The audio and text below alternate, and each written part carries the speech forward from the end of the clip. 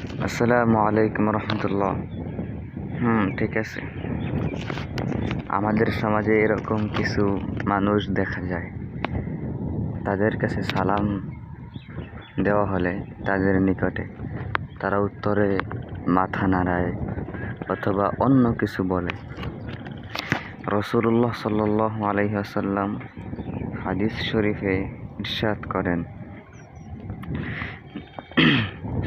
যখন কোনো ব্যক্তি দূর থেকে হেঁটে হেঁটে আসবে, অর্থাৎ যে ব্যক্তি হাঁটা অবস্থায় আসবে সে যেন বসা ব্যক্তিকে সালাম দেয়। যে ব্যক্তি এসে বসবে তার কাছে যদি কোনো শোয়া ব্যক্তি থাকে, বসা ব্যক্তি যেন ওই শোয়া থাকা ব্যক্তিকে সালাম দেয়। এরকম আরেকটি হাদিস আছে, রাসূলুল্লাহ সাল্লাল্লাহু আলাইহি ওয়াসাল্লাম ইরশাদ করেন, হযরত আদম আলাইহিস সালামকে স্বীয় আকৃতিতে অর্থাৎ নিজ আকৃতিতে সৃষ্টি করা হয়েছে এবং তার দৈর্ঘ্য লম্বা ছিল 60 হাত। রাসূলুল্লাহ সাল্লাল্লাহু আলাইহি সাল্লাম বলেন যে আল্লাহ পাক রব্বুল আলামিন আদম আলাইহিস সালামকে সৃষ্টির পরে বলেন, যাও তুমি ওই উপবৃষ্ট দলকে সালাম করো, তারা হলো ফেরেশতাদের ভিতরে একটি সম্মানিত দল, এবং কর্ণ দিয়ে শ্রবণ করো অর্থাৎ কান দিয়ে শোনো যে তারা সালামের উত্তরে কি বলে, কেননা তারা সালামের উত্তরে যেটা বলবে সেটাই হবে তোমার ও তোমার সন্তানদের সালামের জবাব। তিনি তাদেরকে সালাম দেওয়ার পরে আসসালামু আলাইকুম বললেন, এরপরে তারা উত্তরে বললেন আসসালামু আলাইকুম রহমতুল্লাহ।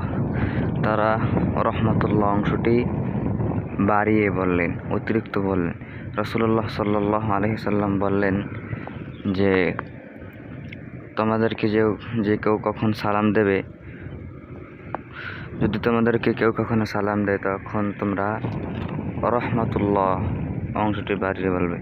কেউ যদি তোমাদেরকে সালাম দেওয়ার সময় আসসালামু আলাইকুম রহমতুল্লাহ বলে, তাহলে তোমরা অবারাকাতুহু অংশটি অতিরিক্ত বলবে, কেননা এটা যে সালাম দিয়েছে তাকে সম্মান করা, তাকে মর্যাদা দেওয়াটা বোঝানো হয়।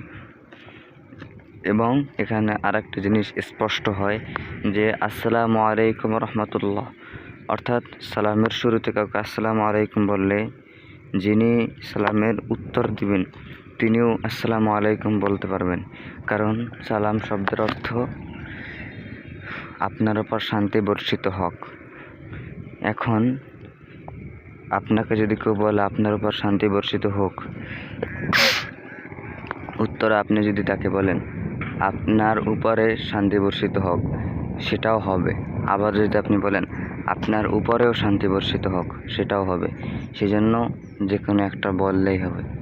যেহেতু আমাদের দেশের অবস্থাটা হলো এরকম যে আমরা সালামের উত্তরে ওয়ালাইকুম আসসালাম বলি, সেজন্য আমাদের ওয়ালাইকুম আসসালাম বলাটাই উত্তম।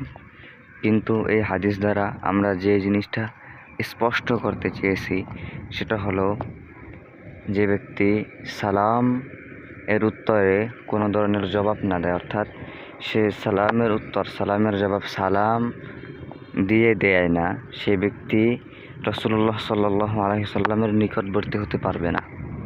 কারণ রাসূলুল্লাহ সাল্লাল্লাহু আলাইহি সাল্লাম বলে দিয়েছেন যে তোমরা সালামের উত্তর উত্তম রূপে দিও। সেই জিনিসটা আমরা একটু আগে এই হাদিস দ্বারা স্পষ্ট হয়েছি। সেই জন্য প্রিয় ভাইরা, আপনারা কখনো হিংসা ও অহংকার বশত সালামের উত্তরে কখনো সালাম এর উত্তরে যেটা বলা দরকার সেটা না বলে অন্য কোনো রকমের ভঙ্গিমা, অন্য কোনো ধরনের শব্দ, কোনো বাক্য আপনারা ব্যবহার করবেন না। আল্লাহ পাক রব্বুল আলামিন সকলকে পরিপূর্ণ ইসলামের ভিতরে প্রবেশ করার দাখিল হওয়ার